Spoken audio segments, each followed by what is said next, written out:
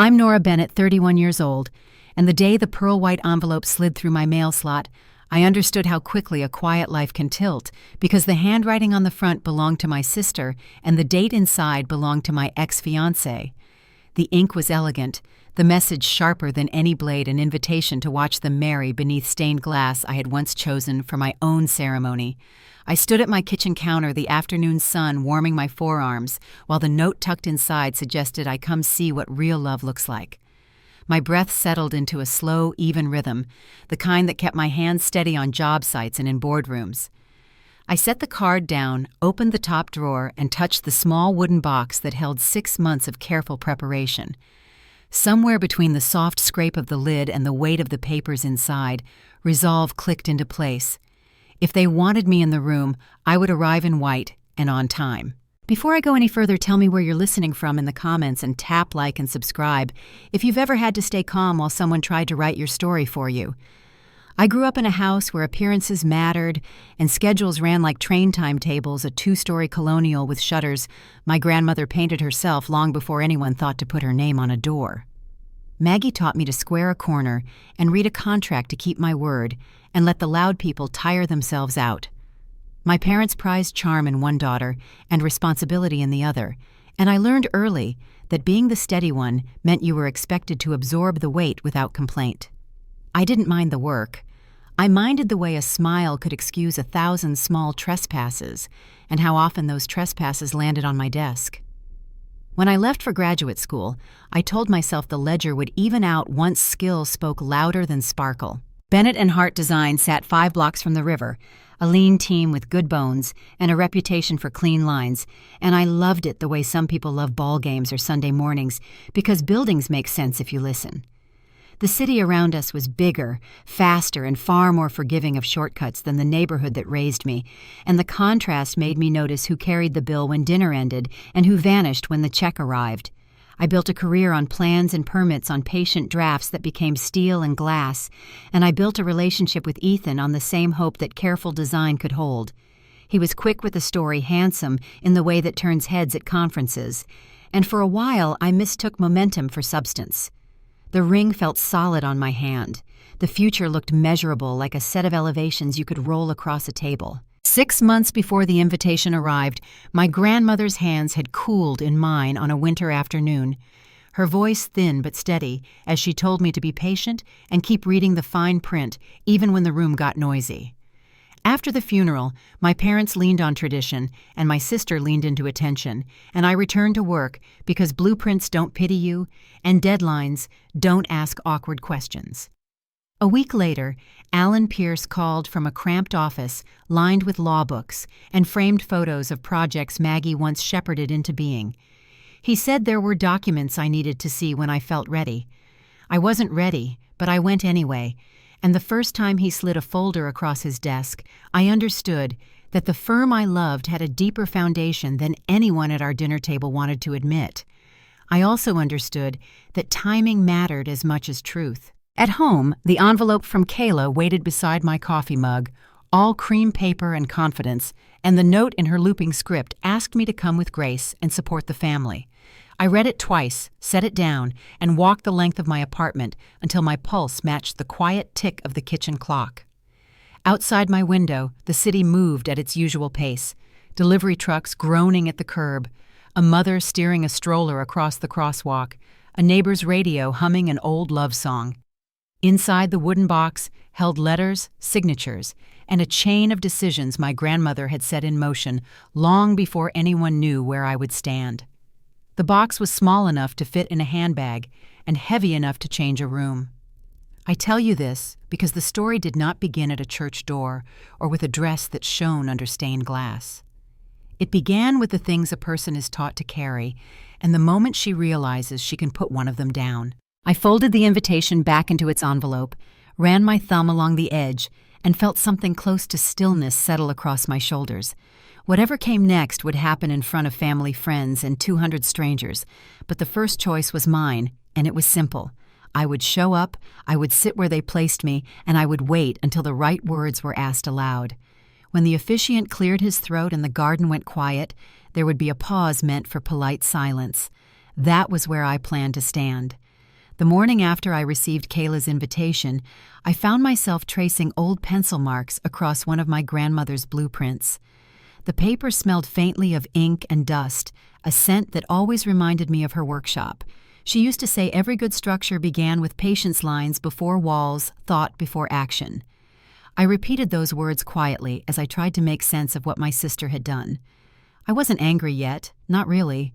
I was still somewhere between disbelief and numbness, caught in the strange quiet that comes after an earthquake, but before you realize your house is gone. Growing up, the difference between Kayla and me was drawn early, like two columns on a family ledger. She was sunshine and laughter, the one who turned heads in grocery stores and charmed teachers out of detention. I was the planner, the one who stayed late to organize, to fix, to build. Our parents treated those traits like roles in a play that never ended. When Kayla came home late, they called her spontaneous. When I questioned her stories, I was difficult. By the time I was in college, I had learned that silence kept the peace, even when the peace was one-sided. I still remember Kayla's 16th birthday.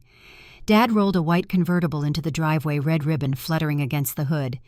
I'd turned 16 2 years earlier and gotten a handshake and a second-hand bike. "You're the practical one," Dad said at the time. "You'll thank me someday." He wasn't cruel. He just didn't notice what those moments carved into a person. I did thank him eventually, but not in the way he imagined. After college, I joined Bennett and Hart, the firm Grandma had built when women in architecture were treated like clerks with drafting pencils. She used to keep a framed newspaper clipping on her desk, an old headline calling her the Iron Lady of Design. People thought it was an insult. She treated it like a medal. My father inherited the business, but Maggie's fingerprints were everywhere in the contracts, in the patents, even in the way the light fell through the office windows she'd designed herself. I worked under my father for nearly a decade, never questioning the hierarchy, because I thought hard work eventually spoke for itself. Kayla's path couldn't have been more different. She floated through a communications degree she barely finished, then declared herself a lifestyle influencer. Her posts were full of wine glasses, travel photos, and sponsored smiles. My parents loved it. "She knows how to present herself," Mom said once, watching one of Kayla's videos. "You could learn a thing or two about branding." I'd smiled, pretending not to hear the undertone competence was invisible, but charm paid bills, or at least it seemed to. When I met Ethan, I thought maybe the lines of my life were finally straightening. He was an architect, too confident but grounded, and he listened when I spoke about things like zoning codes and lighting studies. For 2 years, I let myself believe that steady could coexist with happy. He helped me pick out the ring. We built plans for a home near the river. The morning he proposed, I called Grandma first. She'd been sick by then, but still sharp. "Choose someone who understands structure," she'd told me. "Love is easy. Foundation isn't." 3 months before the wedding, I came home from a project meeting earlier than planned. The lights were still on in the bedroom. I remember noticing the smell of Kayla's perfume before I saw them, that bright, sugary scent that lingered in every hallway she ever passed through. The rest blurred into something wordless, a sound that wasn't quite a scream, and the way Ethan looked at me startled, as if I'd interrupted a conversation he thought he could finish later. The days that followed were a study in rewriting. Mom called it unfortunate timing. Dad said, "These things happen." Kayla claimed they hadn't meant to hurt me, that feelings just changed. I didn't fight back. There was nothing left to protect. Even at the office, whispers traveled faster than blueprints. I threw myself into work until the firm's biggest client, Whitaker Holdings, quietly reassigned the project I'd led for 2 years to another architect. "You need rest," my father said, trying to sound kind. "Let the team handle it." When Grandma passed, I stood alone at the back of the church while Kayla cried in the front row, the picture of grief. She hadn't visited once during Maggie's final months. People assumed I was the cold one. Afterward, Alan Pierce, Grandma's lawyer, pulled me aside. "She left something for you," he said. "But not yet." His words puzzled me, but life had already tilted too far for curiosity. I nodded and walked away, thinking it was probably a keepsake, maybe one of her old drafting pens. In the months after her funeral, the firm started unraveling. Bad investments, missed contracts, late invoices. My father insisted everything was fine, but the tension in staff meetings said otherwise. Mom still hosted dinners for potential investors, setting the table with china we couldn't afford to replace. Kayla breezed in and out of those evenings like a guest of honor while I stayed late reviewing budgets that never balanced. By the time Ethan and Kayla announced their engagement, the firm was 3 months from insolvency. When the invitation arrived, my parents saw opportunity, not betrayal. "You should come," Dad said over the phone. "Charles Whitaker's family will be there. It could help the business." I didn't answer right away, just listened to the sound of my own pulse in my ear. "She stole my fiancé dad," I said finally. "You need to stop being so emotional," he replied. "This is bigger than feelings." That night, I opened a new file on my laptop labeled Patience. Inside, I saved everything Alan had ever sent me from Grandma's estate. Letters, scanned deeds, meeting notes. There was more there than I'd realized. Hidden among the technical language were conditions clauses and trusts, all connected by one name, mine. Maggie had left me something enormous and secret, buried under layers of timing and legal precision. I didn't understand it all yet, but one line stood out. Heir must be unmarried or married to a person of demonstrable financial integrity. I thought about Ethan's credit cards, the ones that kept arriving under both our names. I thought about Kayla's spending habits, the shopping bags, the trips, the way she bragged about brand deals that never quite paid. And I thought about Grandma's last words, whispered through dry lips. "The quiet ones change the world." 2 weeks before the wedding, I met with Alan in his office again. He looked at me over a stack of documents, his eyes steady behind silver-rimmed glasses. "Your grandmother was methodical," he said. "She left a trail for the right person to follow. It's all here, but you'll need timing." I asked what he meant. "The conditions mature exactly 6 months after her passing," he said, "which happens to be the day of the wedding." I walked home through the late summer heat, my shoes clicking on the pavement, and every sound felt sharper: the traffic, the hum of air conditioners, the faraway music from a bar on the corner. When I reached my apartment, I took the small wooden box from the closet shelf and laid it on the table.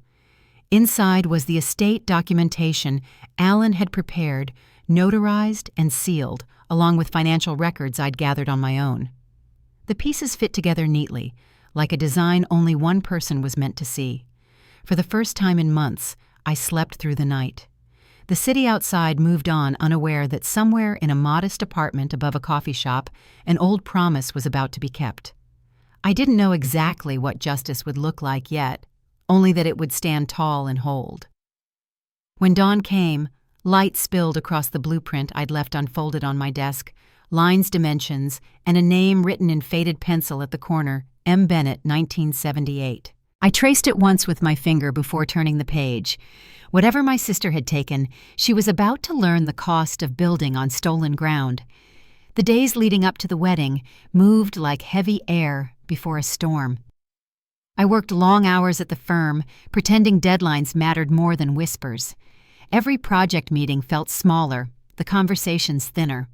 My father stopped asking for my input, shifting every decision to younger architects who smiled in all the right places. By midweek, I understood what he was doing, pushing me out without saying the words. Rumors had started to ripple through the office after Kayla's engagement announcement. Clients were uneasy, colleagues wary. People chose sides, though no one said it aloud.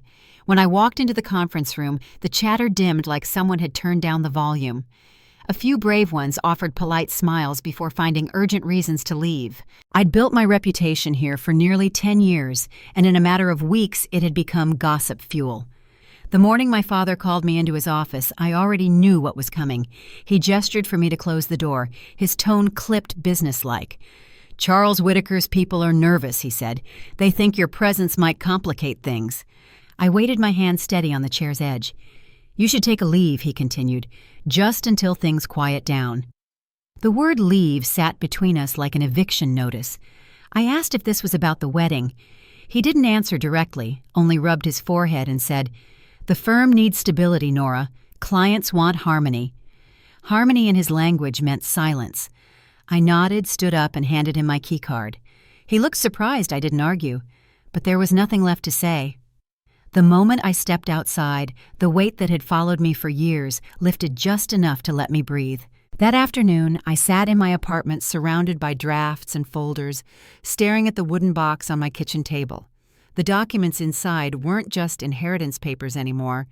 They were proof that my grandmother had seen everything long before I did.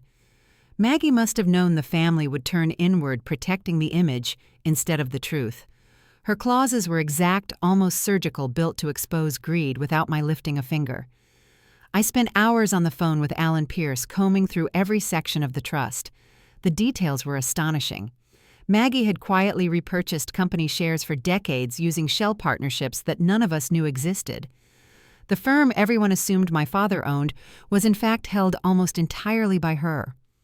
Alan explained that Maggie's will required the beneficiary to meet 3 conditions: unmarried or married to a financially stable partner, a clean record, and moral integrity by her legal definition.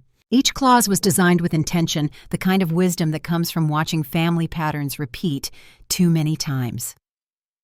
My sister, by marrying Ethan, had already disqualified herself. She didn't know it yet, but the same impulsive choice she made to hurt me would erase every claim she believed she had. That night, I read through Ethan's old financial records I'd pulled months earlier when strange credit notices started showing up under my name. The numbers painted an ugly picture: credit cards opened, fraudulently unpaid balances, gambling transactions disguised as consulting expenses. I highlighted each line, copied statements, and filed them neatly. I didn't plan on revenge. I planned on truth. The next morning, a familiar knock sounded at my door. Mom stood there in a beige suit and pearls, her expression tight. "You can't go to that wedding," she said, stepping inside before I could answer. She paced the kitchen, her heels clicking against the tile. "It's for the best, sweetheart. You'll only make things worse," I asked. "Worse for who?" She didn't respond, only opened her purse and pulled out her checkbook. "How much will it take?" For a moment, I thought I'd misheard her. She was actually offering money for my absence. I leaned against the counter, waiting for her to meet my eyes. "This isn't about money," I said. "It's about family." She sighed as though I were being childish. "Exactly. Don't embarrass yours." I wanted to tell her that our family had embarrassed itself long before I showed up, but the words stayed where they were safest unspoken. When she realized I wasn't taking the bait, her tone hardened. "Your grandmother would be ashamed of you." The air between us changed. "Would she?" I asked. "Or are you just afraid she left me something you can't control?" Her face drained of color. She muttered something about my father's stress and stormed out, leaving the faint scent of her perfume hanging in the doorway. By evening, my phone buzzed nonstop. First it was Kayla, 3 missed calls, then a text. "Please don't come if you plan to make a scene." Then Ethan, "I'm sorry about everything. Can we talk?" The last message stopped me. "You deserve to know the truth." I didn't reply, but I saved the screenshots. The following night brought a new ambush. My parents arrived with Aunt Marion, who had always acted like the family's referee. They sat across from me on the couch, all 3 avoiding my gaze. Dad started, "We need to keep appearances intact. This wedding means stability for everyone."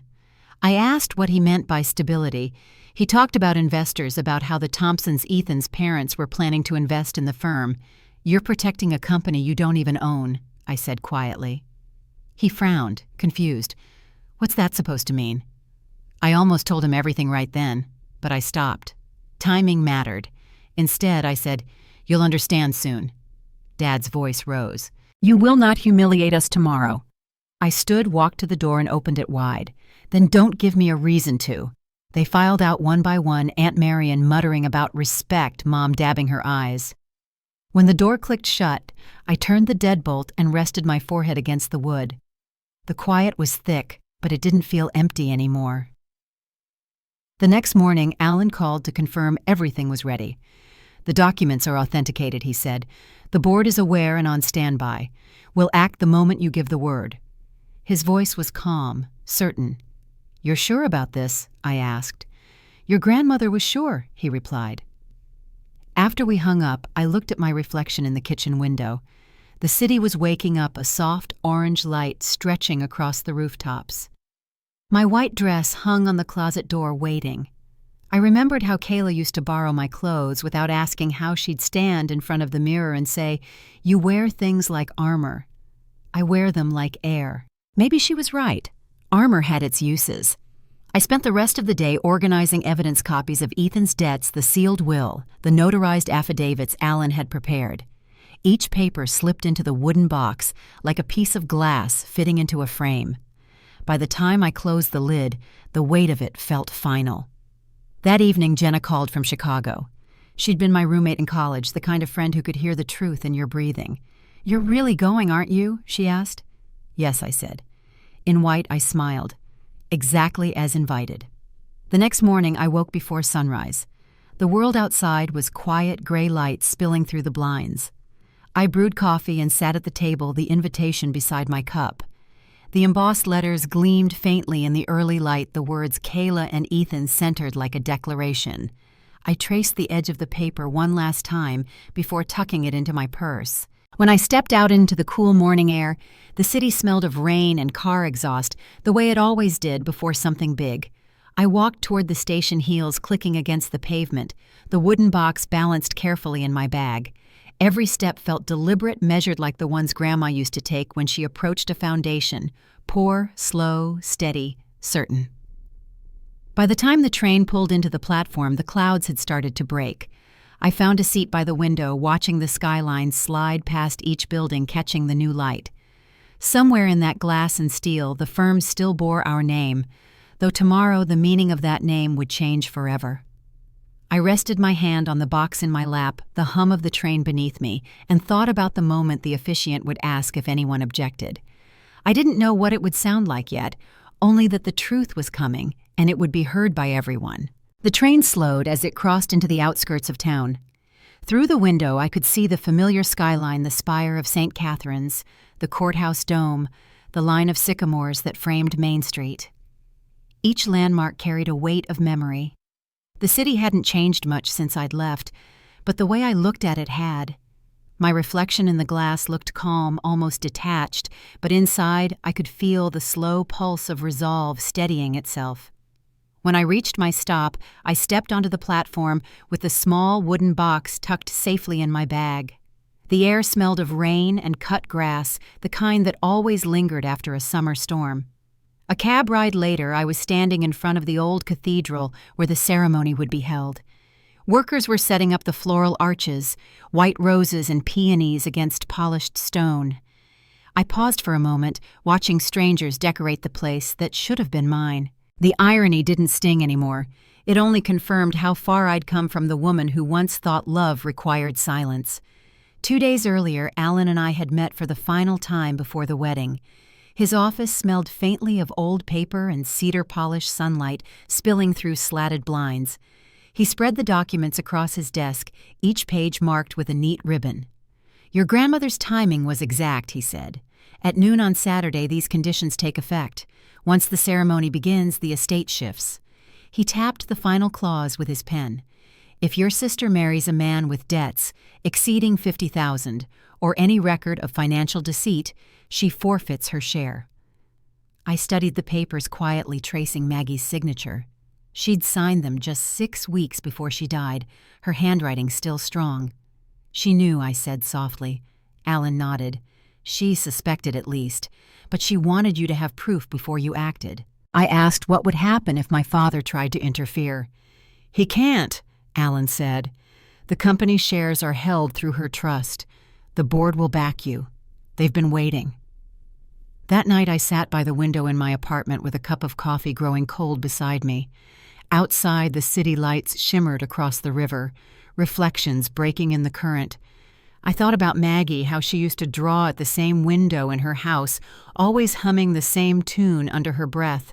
She built her life with precision, every beam and joint planned for endurance. It made sense that she'd build protection into her legacy the same way. Kayla, on the other hand, had built her world out of appearance. Over the past month, her social media had turned into a countdown of champagne tastings, dress fittings, and posed sunsets. The wedding looked like a magazine spread, every detail curated. I could almost hear her laughter echoing through those photographs, the kind of laugh that dared anyone to question her. But underneath the numbers told a different story. Ethan's gambling losses had doubled in 6 months. 3 credit cards in my name were still active. He had even taken out a short-term business loan under a dissolved company. I filed each document neatly proof of everything she didn't want to see. The morning before the ceremony, my parents arrived at my apartment again. Mom's expression was a mix of worry and impatience. Dad held an envelope in his hand. "We're here to make peace." He began settling into the chair across from me. "Kayla doesn't deserve a scene." I said nothing. He placed the envelope on the table. "This is a check," he added. "It should cover the deposits you lost from the first wedding. Let's put this behind us." I looked at the amount, $10,000. I slid the envelope back toward him. "Keep it," I said quietly. "You'll need it soon." His jaw tightened. "Nora, this family is already under pressure. The Thompsons are important connections." He paused, glancing at Mom for support. "If you can't come for your sister, come for the firm." I met his eyes. "The firm isn't yours, Dad." He blinked, confusion crossing his face. "What are you talking about?" I almost felt sorry for him standing there so certain of something that had already slipped through his fingers. "You'll understand tomorrow," I said, echoing my words from the week before. Mom exhaled sharply. "You're making this about you." Her voice trembled with frustration. "It's always about you when things go wrong." I picked up the wooden box from the counter, setting it gently beside me. "Not this time," I said. They left without another word, the silence between us, heavier than anger. When the door closed, I turned the lock and sat down, resting both hands on the box. The wood was smooth, the grain darkened from age. Inside were the copies of the will, the trust agreements, and Ethan's financial statements. It was strange how justice could fit inside something so small. That night I called Jenna one last time. She was traveling for work, but her voice carried warmth even through the static. "You sound calm," she said. "Are you sure you're ready for this?" I nodded, though she couldn't see me. "I'm not walking into a fight," I told her. "I'm walking into the truth." When I hung up, I laid out the dress I'd chosen, white silk, simple and elegant. It had been meant for my own wedding day, but the way it shimmered under the lamplight felt like closure now, not heartbreak. I ironed the hem, folded it carefully, and placed it over the back of the chair. The room smelled faintly of lavender from the candle burning on the windowsill. For the first time in months, I wasn't replaying old arguments in my head. Everything had narrowed to a single point in time. Just before dawn, I dreamed of Grandma Maggie's workshop. The faint hum of her radio played somewhere behind me, and I could see her at her drafting table, pencil tapping in rhythm. She turned and smiled, that knowing look that never needed words. When I woke, the morning light had already filled the room. I dressed slowly, fastening the small pearl earrings she had given me for graduation. The city outside was just waking delivery trucks rumbling down the street, birds calling from the wires. I slipped the box into my purse and stepped into the hallway, locking the door behind me. The elevator ride down felt endless, each floor passing like the tick of a clock. By the time I reached the street, the air was warm and bright. The wedding wouldn't start for several hours, but I wanted to see the cathedral before anyone arrived. When I stepped through its heavy wooden doors, the smell of polish and candle wax greeted me. Sunlight filtered through stained glass, scattering colors across the pews. The quiet was absolute, almost sacred. I walked halfway down the aisle, imagining how the space would look, filled with guests, how the music would swell, how faces would turn. At the altar, a single vase of lilies waited, probably a rehearsal left over. I touched one, gently remembering how Grandma used to say that patience was like architecture, invisible when done right, but it holds everything together. She'd been patient with her family, patient with life, but deliberate in her timing. As I turned to leave, the sound of footsteps echoed behind me. Pastor Reynolds appeared from a side door, surprised to see me. "Nora Bennett," he said softly. "It's been a long time." I nodded, offering a polite smile. He studied me for a moment, then asked, "Will you be attending tomorrow?" "Yes," I said. "I have a seat in the back." He hesitated, then said, "You've been through a great deal. I hope the day brings peace." Outside, the sun was climbing higher, glinting off the stained glass windows. I hailed a cab and gave the driver my hotel address. Tomorrow would mark 6 months since Grandma's passing, the exact moment her plan would unfold. As the car merged into traffic, I looked out at the city that had once felt too small for me. Now it felt like the perfect stage for truth to stand on its own. The driver asked if I was in town for the big wedding. I smiled faintly. "Something like that," I said. When we pulled up to the hotel, I tipped him and stepped onto the sidewalk, the hem of my dress brushing my ankles as the wind shifted. I could see the cathedral spire rising over the rooftops in the distance. Tomorrow, beneath that spire, every secret would surface exactly as Maggie intended. The morning of the wedding arrived gray and humid, the air thick with the scent of roses from the cathedral garden. I woke early, long before my alarm, and sat for a while watching the city stretch awake below my hotel window. The streets were slick from an overnight rain, but the clouds were beginning to break sunlight, pushing through in streaks of gold. I had never been calmer. Every detail, every document, every conversation, every look I'd endured had led to this. By 9, I was dressed. The white silk gown clung to my shoulders just as it had the day I bought it, though the meaning behind it had changed completely.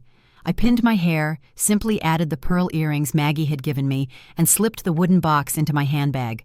When I looked in the mirror one last time, I didn't see a jilted bride or a grieving daughter. I saw someone ready to stand upright in a room that had spent her entire life trying to make her smaller. Outside, a light breeze carried the faint sound of church bells as I stepped into a waiting cab. The driver, a man with silver hair and kind eyes, asked if I was headed to the Bennett wedding. I nodded once and he smiled like it was the most ordinary thing in the world. The ride took less than 15 minutes, though every block felt like a quiet drumbeat. When we turned the corner and the cathedral came into view, my chest tightened for the first time that day. The building stood tall and gleaming, wrapped in white ribbons and floral arches.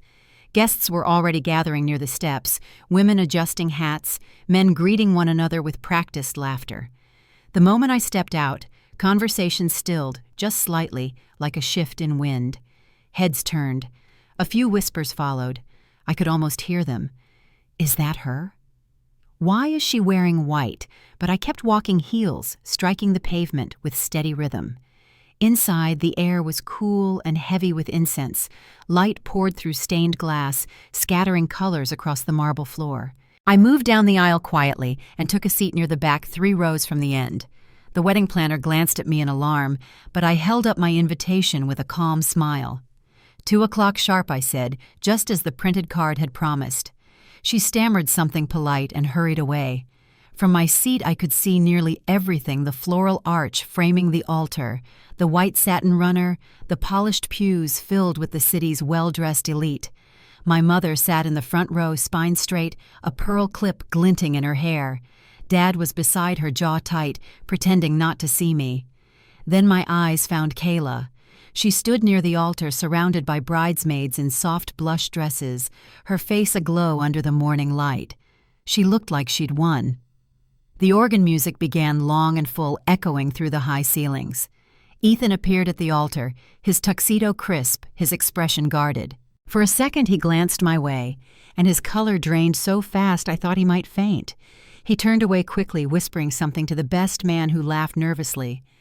I folded my hands in my lap and waited. The ceremony unfolded like a scene I had already seen in my mind. Guests leaned in for photos. The officiant cleared his throat, reading passages about love and honesty, words that sounded too clean for the people standing in front of him. Kayla spoke her vows with dramatic pauses, her voice trembling in all the right places.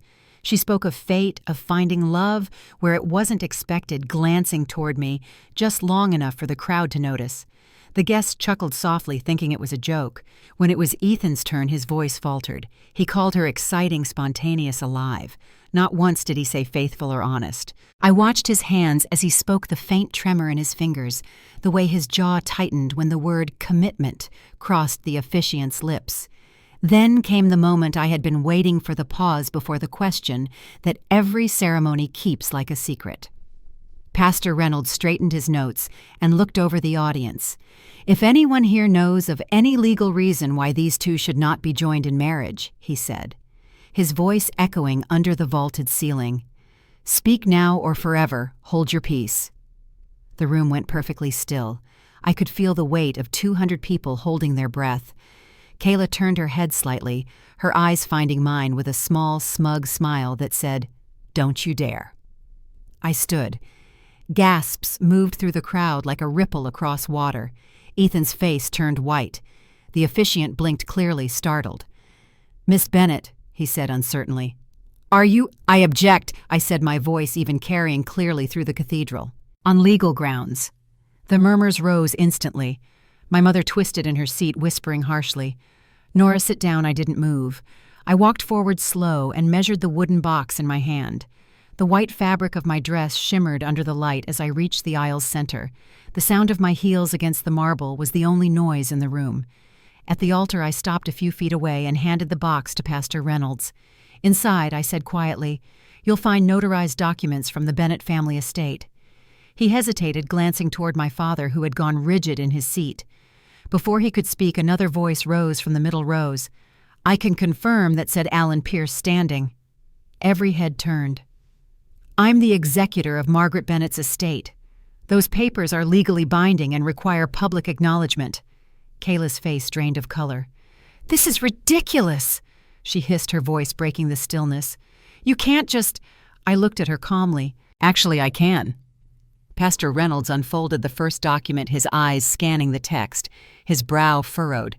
It states, he read slowly, that the entirety of the Bennett family estate, including Bennett and Hart Design and all related holdings valued at $8 million, shall pass to Nora Elaine Bennett provided she meets the conditions of the trust. A murmur rose across the pews. Someone in the front row whispered, $8 million. Pastor Reynolds continued reading. Any family member who marries an individual with documented debts exceeding $50,000 or any record of financial deceit is hereby disqualified from inheritance. Ethan took a step back. Kayla grabbed his arm, her nails digging into his sleeve. "What debts?" she demanded, her voice trembling. Ethan didn't answer. I looked toward Alan, who stepped forward, holding a second envelope. "Miss Bennett's fiancé. Now your fiancé currently holds gambling debts exceeding $200,000, he said, clearly. He also opened several credit lines under Miss Nora Bennett's name. All documentation is verified." The crowd erupted. Voices overlapped, gasps and whispers bouncing off the walls. My mother covered her mouth. My father's face turned crimson. Kayla's bouquet slipped from her hand, scattering petals across the floor. Pastor Reynolds read again, slower this time, each word deliberate. Furthermore, any family member found to have engaged in an intimate relationship with a person engaged to another member of the family forfeits all claims to the estate permanently. Kayla's knees buckled, and for a moment I thought she might fall. Ethan reached for her, but she pulled away, whispering furiously, you knew about this." He tried to answer, but the words wouldn't come. Behind them, Diane Wu rose from her seat near the aisle. "The Board of Trustees is present," she said calmly. "We confirm Mrs. Bennett's intent and authorize enforcement effective immediately." I looked back at the officiant, who stood frozen still, holding the papers. "I believe," he said finally, his voice faint, "we have grounds to pause this ceremony." The silence that followed felt endless. Cameras clicked, whispers swelled, and Kayla's tears streaked the foundation on her cheeks. My father rose halfway from his seat, but Alan placed a steady hand on his shoulder. "I wouldn't," he murmured. I turned, scanning the crowd one last time, letting the weight of the moment settle. Then I said quietly, "Grandma built this family on integrity. She made sure it would stay that way." The organ music that followed wasn't planned. It came from someone in the balcony who must have hit a key in shock, but it broke the tension like a breath after a storm. I stepped back, letting the reality sink in around me. Kayla sank to the floor, sobbing. Ethan stared at the papers in disbelief, the color gone from his face. My parents sat motionless, unable to find words. The guests watched in stunned silence as the pieces of the day fell apart. When I finally turned toward the doors, I heard Pastor Reynolds' voice echo faintly behind me. "The ceremony is adjourned." I walked down the long aisle, each step slower than the last, the white silk brushing against the marble, like a quiet exhale. The doors opened, and sunlight poured through, bright and sharp. Outside, the world sounded normal again, birds, cars, the murmur of traffic down the block. I stood at the top of the cathedral steps, breathing in the clean air. Behind me, chaos was blooming, but ahead was only open sky. I descended slowly, each step lighter than the one before. The weight that had followed me for years, the guilt, the blame, the silence was gone. And somewhere I could almost hear Maggie's voice again, soft and certain. Patience, my dear. Patience always builds stronger foundations. The first message alert buzzed on my phone as I reached the street. Alan's name appeared on the screen. "It's done. The board is in session Monday morning." I looked back once at the cathedral doors, now closed. The day wasn't finished yet, but justice had finally taken its first breath. The sound of chaos followed me down the cathedral steps, shouting muffled arguments, the sharp click of cameras. I didn't look back.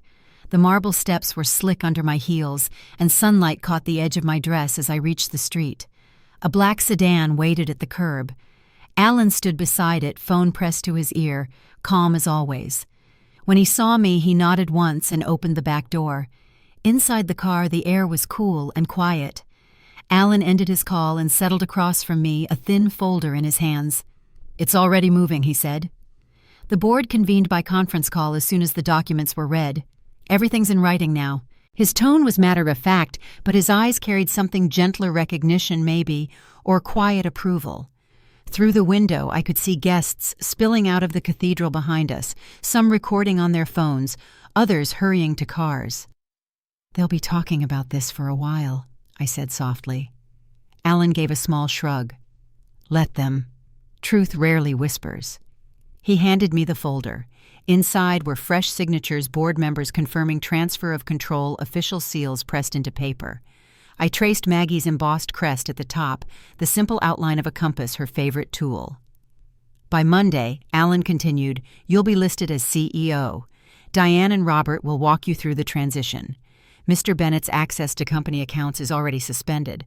I nodded, my mind catching on the name. My father, Thomas Bennett, the man who once told me leadership wasn't meant for women too emotional for pressure. Now his authority had vanished in a single afternoon. "What happens to him?" I asked. "The investigation will run its course," Alan replied. "The loans he took out in the company's name will have to be repaid.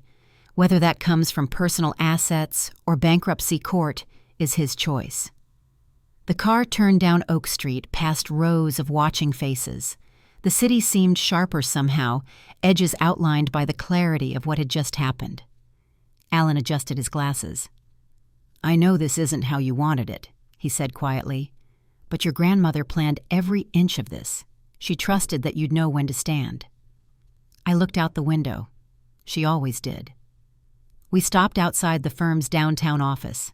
The glass facade reflected the skyline, a building Maggie had designed herself 40 years ago. Reporters had already gathered on the sidewalk microphones, poised their questions, a blur of sound. Alan shielded me as we stepped inside. The lobby fell silent. Every employee from the receptionist to the senior partners had seen the live stream by now. Some averted their eyes. Others watched me with the kind of respect that comes from surprise. Diane Wu waited near the elevators. She was tall, poised, a gray silk scarf draped across her shoulders. "Miss Bennett," she said, shaking my hand firmly. "Welcome home." We rode the elevator together to the top floor. The doors opened to my father's office, his name still etched on the glass. Papers were scattered across the desk, the smell of cologne lingering in the air. Diane gestured toward the window seat, and we sat. "This space was hers first," she said. "Maggie never liked titles, but she built from here." I walked to the window, looking out over the city she had shaped. The firm's records lined the shelves, photographs, blueprints, awards. One photo caught my eye, Maggie standing between my parents at a company gala, her smile steady while theirs looked strained. She must have known even then how fragile their stewardship would be. Diane's voice broke the silence. "You handled yourself with dignity today. That's rare when the world is watching." I turned to her. "I didn't do it for an audience." She nodded, understanding. Neither did Maggie, but she believed that truth deserves to be seen. Alan joined us, setting a new set of papers on the desk. "The board has issued an immediate suspension of Thomas Bennett's authority," he said. "Effective now, Nora holds executive control until formal confirmation Monday." For a long moment, the three of us stood in silence. Outside, the sun moved west, its reflection glinting off the glass towers. I signed the first document, then another, the pen's weight familiar and sure. When it was done, Alan gathered the pages carefully. "You'll have media requests," he said. "Diane will help manage them. For now, I'd suggest rest." As we left the office, I paused at the door and turned off the lights. The name on the glass caught the last glint of sunset, Thomas Bennett, President, before the room faded to gray. By Monday, that lettering would come down. That evening, my phone buzzed nonstop. Dozens of messages from numbers I didn't recognize, reporters, clients, acquaintances who had never cared before. But one name made me stop, Mom. I hesitated, then answered. Her voice trembled. "How could you humiliate us like that, by telling the truth?" I asked. "Your sister's heartbroken," she said. "She hasn't stopped crying. Your father can't show his face in town." I listened, saying nothing. "You think you're so righteous, but families forgive Nora. You've destroyed yours." The silence stretched. "Mom," I said quietly, "families that protect lies destroy themselves.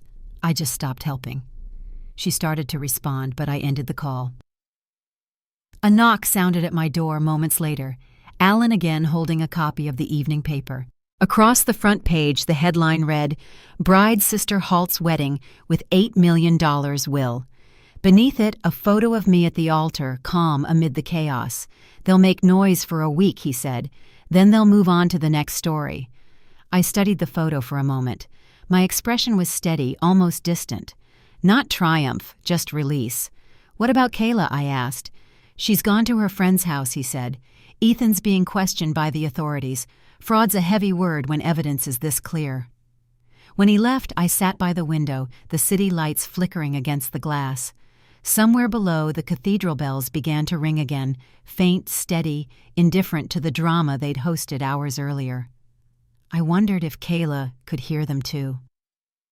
The next morning, the news had spread everywhere. Television anchors replayed the moment I stood up. Commentators debated whether it was courage or spectacle. Strangers online called it poetic justice. I didn't watch any of it. Instead, I went for a walk through the park near my apartment. The air smelled of damp earth and new beginnings. By Monday, the boardroom was full. Diane sat at the head of the table, flanked by Robert Hale and two other longtime partners I barely knew. Alan reviewed the agenda with quiet precision. When the vote was called, every hand rose in agreement. Just like that, the firm my grandmother had built returned to its rightful hands. After the meeting, Charles Whitaker arrived, offering his congratulations. "Your grandmother once told me," he said, "that integrity is a blueprint, not a slogan. You've proven she was right." He extended a folder across the table. Inside was a new contract, one my father had chased for years. "We'd like Bennett and Hart to lead our next development," he said. For the first time in months, I felt something close to joy. Not for revenge, but for restoration. The company's future looked clear, steady, and honest, exactly as Maggie had envisioned. When I left the building that afternoon, the air was crisp and cool. The sidewalk outside was quiet again. No cameras, no whispers. Just the hum of normal life returning. I stood for a moment, looking up at the firm's sign above the doors. The letters gleamed in the fading light. Monday had closed the circle. The wedding was over. The truth had been spoken, and the legacy Maggie built now stood solid again. But one part of the story still waited in the distance, the family I'd left behind in the wreckage. As I walked toward my car, my phone buzzed once more. The message was short from an unknown number, but the handwriting on the attached image was unmistakable. It was Kayla. "We need to talk." I closed my eyes for a moment, the evening wind cool against my face. Whatever came next, it would not be about revenge. It would be about what survived after truth. Kayla's message came 2 days after the board vote. It was a short text, no explanation, no apology, just, "We need to talk." I stared at it for a long time before replying with a time and place. There was no point in arguing through screens or old wounds. We met that afternoon at a quiet cafe near the river, a place Maggie used to take us when we were kids for hot chocolate after church. The memory felt almost too gentle for what I expected to happen. She was already there when I arrived, sitting by the window in a simple gray sweater. The usual shine was gone from her hair, and the faint smudges under her eyes told their own story. When she saw me, she stood but didn't smile. "Thanks for coming," she said. Her voice was small, like she hadn't used it in days. I sat across from her. For a few moments, neither of us spoke. The hum of the espresso machine filled the silence. Finally, she said, "Everything's gone, Nora. The money the account's dad can't even access the retirement fund. Reporters keep calling." She laughed once, sharp and humorless. "They want interviews with the disgraced family." I didn't interrupt. She kept going. "Ethan's under investigation. His attorney says he might face charges for the credit cards. And Mom, she barely leaves the house." Her fingers twisted the napkin on the table. "You really did it. You destroyed everything." I met her eyes steady. "I didn't destroy it, Kayla. I revealed it. Grandma's terms did the rest." She looked away, staring out at the gray river. "I didn't even know about the will," she whispered. "They told me everything was already ours, that you didn't want responsibility." I folded my hands on the table. "Didn't you ever wonder why Grandma stopped visiting after she found out about you and Ethan?" She flinched, the color draining from her face. "She knew Kayla. She just didn't say anything. She believed the truth always surfaces when people show who they really are." Kayla's eyes glistened, but she didn't cry. "You always sound like her," she said quietly. "Measured. Cold." I shook my head. "No, just prepared." The server brought our coffee, setting the cups between us. For a while, the steam filled the space where words couldn't. Then Kayla sighed. "They're selling the house," she said. "Dad doesn't have a choice. The firm's audit froze all our assets." The image of the old colonial house, the one Maggie built by hand, the one I grew up maintaining, crossed my mind. It had stood for decades strong and symmetrical, but now it would belong to someone else. "You'll be okay," I said. Kayla gave a weak smile. "That's what you think of me now." "Just okay." I wanted to remind her of all the chances she'd had, the kindness she'd met with carelessness, but I didn't. Instead, I said, "You're capable of more than they ever let you believe." She looked up sharply, surprised. "You're not angry. Anger doesn't fix anything," I said. "You made your choices. Now you get to make new ones."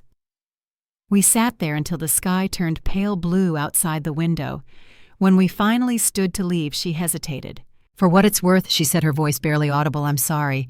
For him, for what I did to you." I nodded once. "Then start by being different." She walked out before I could answer further, and I watched her disappear down the street, shoulders hunched against the wind. That evening I went back to the office. The day's mail was stacked neatly on my desk, contracts, project proposals, a few handwritten notes from clients who had followed the story. One letter stood out, thick paper with an old-fashioned seal. It was from Charles Whitaker. "Ms. Bennett," it began. "We watched your leadership in an extraordinary moment. Integrity under pressure is a rare thing. Whitaker Holdings formally renews its partnership with Bennett and Hart for our upcoming expansion. Congratulations on restoring what your grandmother built." Attached was a contract worth nearly $40 million. For the first time, the firm wasn't just surviving, it was growing again. I signed the agreement and placed it on Alan's desk for review. The following morning, reporters gathered outside the building again, but this time their questions were softer, their tones almost admiring. Headlines read, "Architect who exposed family scandal, named CEO." The irony didn't escape me. That week moved in a blur board meetings, project briefings, endless signatures. Every so often I caught myself glancing at Maggie's photo on the wall. She was smiling in that steady, knowing way that never needed words. 2 weeks later, I stood in the same cathedral where everything had unraveled. The place was empty now, sunlight pouring through the stained glass. I'd come to meet Pastor Reynolds to discuss a restoration project for the church roof. As he led me through the nave, he said quietly, "I've seen many ceremonies here, some joyful, some painful. Yours was different. It felt like truth had walked through the doors." I smiled faintly. "Truth has good timing," I said. Outside, the air was warm, the first hint of summer in the breeze. I stopped by the river on my way home, the same one I'd watched from the cafe window. Across the water, the skyline shimmered glass and steel, reflecting the late afternoon sun. For the first time in years, the view didn't feel heavy. That evening, Alan called. "You should check the news," he said. His voice held that rare note of satisfaction. The headline scrolling across my phone screen read Ethan Cole, charged with multiple counts of fraud and identity theft. Beneath it, a photo of him leaving a courthouse eyes hidden behind dark glasses. Justice, when it came, wasn't loud. It was quiet, methodical, and final. Over the next month, Bennett and Hart stabilized. We hired new teams, launched projects Maggie had drafted years earlier but never completed. Diane became chair of the board, and I appointed Robert Hale as COO. Every step felt like restoring balance to something that had tilted for too long. One afternoon as I was leaving the office, I saw my father standing by the front doors. He looked older, smaller somehow, his suit rumpled.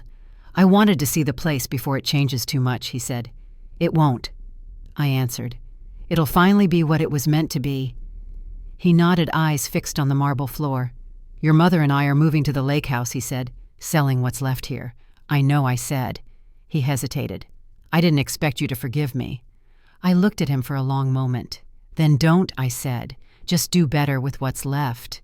He nodded again and walked out, leaving behind the faint smell of his aftershave and a silence that didn't sting anymore. The next morning, a delivery arrived at my office. No note, just a plain wooden box. Inside was a small compass, the same one Maggie used to carry in her pocket. Its lid bore an inscription in her handwriting, "For the one who found true north." I traced the letters with my thumb, the metal cool under my skin. Somewhere deep inside, the weight I'd carried for so long settled into something steadier, like a foundation that had finally cured. That evening, I hosted a small gathering for the staff at the firm's rooftop terrace. The city lights flickered around us, warm and bright. Diane raised a glass and said, "To integrity, and to the woman who reminded us that it still matters." Everyone cheered softly, their faces reflecting the glow of the skyline. For the first time in my life, the applause didn't make me uncomfortable. It felt earned. Later, when the crowd had thinned and the night air grew cooler, I stayed by the railing, watching the lights dance on the river. My phone buzzed once, a message from Kayla. "I found a job," it read. "Assistant designer at a small firm downtown. Grandma would have liked that, wouldn't she?" I smiled, typing back. She would have been proud of both of us. I set the phone aside and looked out at the city one more time. The skyline gleamed like a promise, and for the first time I believed that justice didn't always end with loss. It sometimes built something stronger in its place. The wind shifted, carrying the faint scent of rain, and somewhere beyond the rooftops, a single bell chimed from St. Catherine's, steady and sure like a heartbeat, echoing the past into something whole. A few months later, spring settled gently over the city. The air had that soft warmth that carries the smell of rain and blooming magnolias. The world had quieted since the storm of the wedding. The headlines faded, the reporters moved on, and what was left behind was something simple: peace. Bennett and Hart had grown stronger than I ever imagined. Our new downtown headquarters stood where an empty lot once sat, a glass structure filled with light and laughter. Every time I walked through its doors, I felt Maggie's spirit in the sound of drafting pens, in the low hum of collaboration, in the quiet pride of people who believed in what they were building. One Friday afternoon, Diane stopped by my office holding a bouquet of white tulips. From the church restoration team, she said, setting them on my desk, "They said the roof repairs are complete. You'd be proud of the work." I smiled. That project had been one of Maggie's earliest blueprints. To see it come full circle meant more than any award could. After she left, I stood by the window for a long while, watching the sunlight dance on the river below. My phone buzzed a text from Kayla. "Dinner tonight, my treat." I hesitated, then typed back, "Sure, 7 o'clock. The restaurant she chose was small and quiet, the kind of place where you could talk without the world listening. When I arrived, she was already there, waving me over. Her hair was shorter now, her clothes simpler. She looked lighter. "I got promoted," she said as soon as I sat down. "Junior designer. My boss says I've got a good eye for detail." She laughed softly. "Guess it runs in the family." I congratulated her, genuinely glad to hear it. She nodded, glancing down at her plate. "I've been in therapy too," she added. "It's helping. I'm starting to see how I let people shape who I was instead of figuring it out myself. The words hung between us for a moment, tender and real. Then she reached into her bag and pulled out a folded letter. "This was Grandma's," she said. "Alan gave it to me last week. She wrote one for me, too." Her voice caught. She said she hoped we'd both learn what strength really meant, mine through humility, yours through forgiveness. I didn't answer right away. Forgiveness had been a long road, not a single choice. But sitting there with her, I realized Maggie's lesson had already taken root in both of us. Kayla had finally stopped competing with the world, and I had stopped needing to win against it. After dinner, we walked along the river, the city lights shimmering across the water. She paused on the bridge, staring at the reflection below. "Do you ever miss how things used to be?" she asked quietly. "Sometimes," I said. "But I don't miss who I was back then, always waiting for someone else to see my worth. Grandma used to say that peace isn't something you find, it's something you build." Kayla smiled faintly. "Then I guess we're both under construction." We laughed softly, the kind of laugh that carries years of silence inside it. For the first time, I believed we might actually be okay.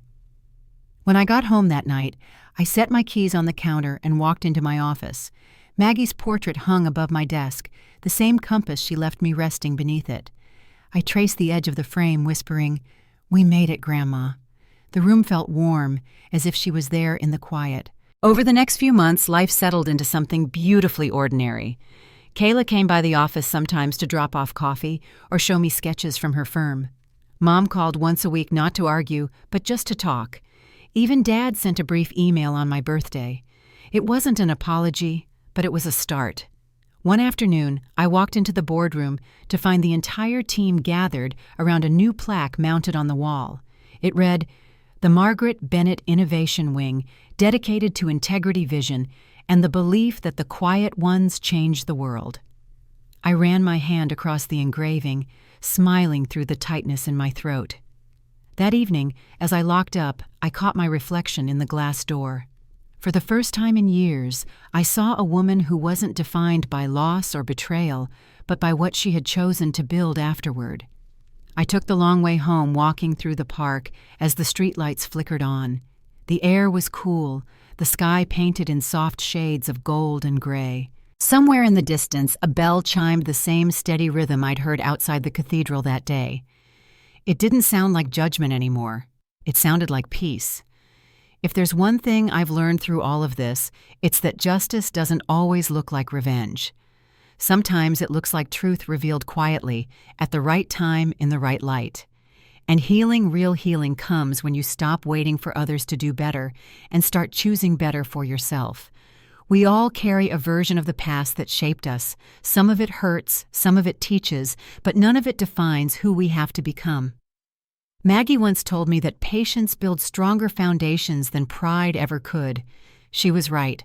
So to anyone listening who's ever been betrayed, underestimated, or pushed aside, don't waste your energy proving your worth to those who can't see it. Build something solid from the wreckage. Let time and truth do the rest. And when you finally stand in the quiet on the other side of the storm, you'll understand what I mean. If my story spoke to you, take a moment to breathe, to reflect, and maybe share it with someone who needs reminding that calm strength can rebuild anything. Because sometimes the best revenge really is a life well lived.